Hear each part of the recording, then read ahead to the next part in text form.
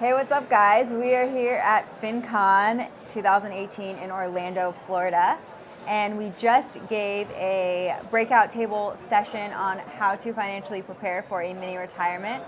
So if you are interested in leaving your job and traveling for a set period of time and aren't sure how to financially prepare, make sure to watch this video and we will lay it all out for you.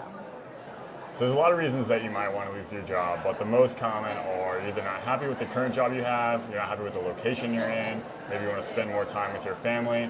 Whatever it is, the main thing that holds people back is that they lack confidence that they can either make enough money, that they don't have to return to work, or that they'll have an issue getting employment after they're done with their mini retirement. So we totally know the feeling of going to your 9 to 5 every day, feeling dissatisfied, disillusioned, stuck. We were those people just 6 months ago before we left our jobs. Going through the steps that we are going to show you today really prepared us and gave us the confidence to quit our jobs. We educated ourselves and eventually ended up saving 70% of our incomes right up until the point when we actually left our jobs. We made a plan to travel the world and experience new things, and we also created a framework of backup plans so that we knew we had the confidence that if something didn't work out the way we expected, we'd still be secure in our financial future. So what is a mini retirement?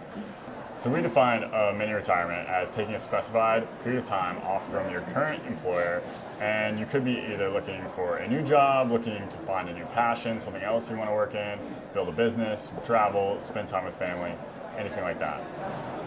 Boom. If you like that definition of mini retirement, say mini retirement in the comments below.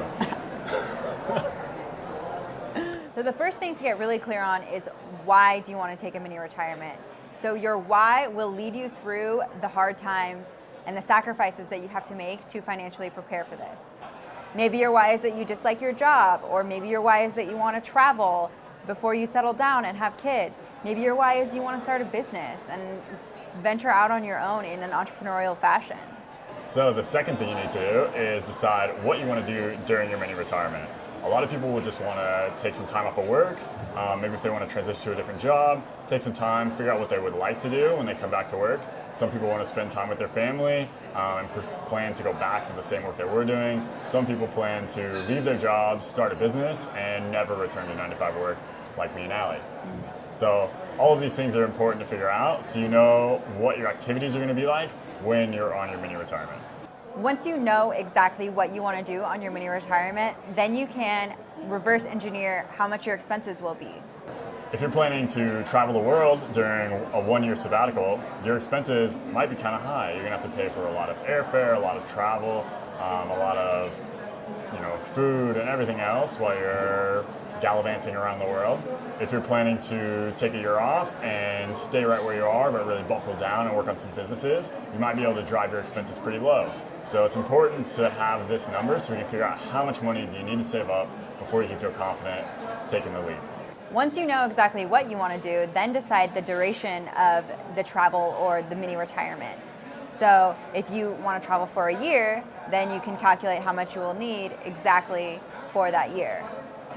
Yep, so make sure you get a good calculation and calculate your runway that you need to have saved up. So if you're looking at traveling for 6 months or a year, say a year and your expenses are $24,000 a year because you're staying at home and you're buckling down in your businesses, you only need $24,000 and maybe a little bit more to give you some cushion before you can feel confident that you can make that jump. If you're looking for a much longer runway, obviously just multiply it by how many years or how many additional months you need. If your expenses are different than that, just use that number, multiply by your length, figure out how much money you need to have in the bank.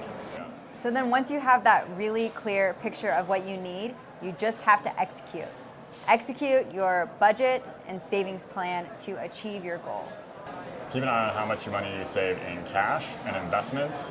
You should always be saving in investments along the way, but if you are saving for a mini retirement, you're going to want to keep more of that money liquid and in a vehicle that's not potentially going to lose value right before you leave the job. So you don't want to have that in equities or stocks where you could be saving up for multiple years and then 6 months before you plan to quit, the market drops 30% and you have to reevaluate your plan. So it's okay to keep some of that in a safer investment, whether that's bonds or just in cash. Another thing to consider is maximizing your work benefits. So if you have an annual bonus that gets paid out every year, make sure that you qualify for that annual bonus and leave right after you get that. Also, save up your vacation time. So if you are planning on going to travel for a year, maybe the year before that, don't go on vacation. Then you'll get an extra paycheck or two when you quit. The other thing to consider is your health benefits. So healthcare, and we'll talk about that more, is a major concern of people that are leaving employers because almost everyone's health insurance is provided by their employer. So if you have anything you need to get checked up on or any health conditions that are kind of outstanding, it's good to try to take full advantage of the medical care you have right now to get those taken care of. And that way, when you leave your work and you need to transition to a marketplace health plan or a Medishare or like Christian health sharing plan or whatever you choose to use, you don't need to eat up a bunch of your deductible taking care of things you could have done while you were previously on your employer's health care, which is potentially a lot better. Depends on where you work. Another thing to consider is your retirement accounts. So in the US, we have an $18,500 limit on our 401ks. So we made sure to max that out before we left our jobs in April of this year. So between January and April, we maxed those out. So there's a couple things that we considered when we were evaluating our backup plans in case the businesses didn't take off and we needed to do something different. So one of those is that we'd already saved a significant amount of money in our retirement accounts, in our 401ks and IRAs. And after running some numbers on that, we found that by the time we're able to get access to those at 58.5, we're going to have a significant amount of money that would be able to carry us through retirement.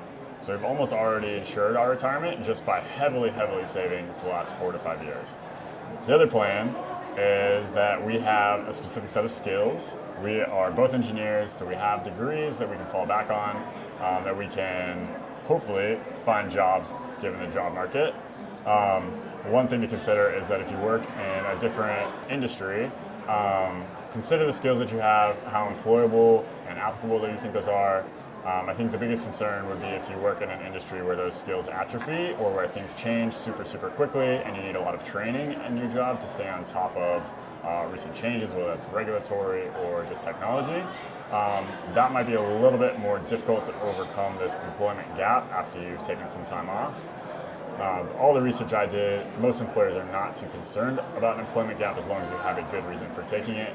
So they're definitely going to ask you if you have a gap of employment.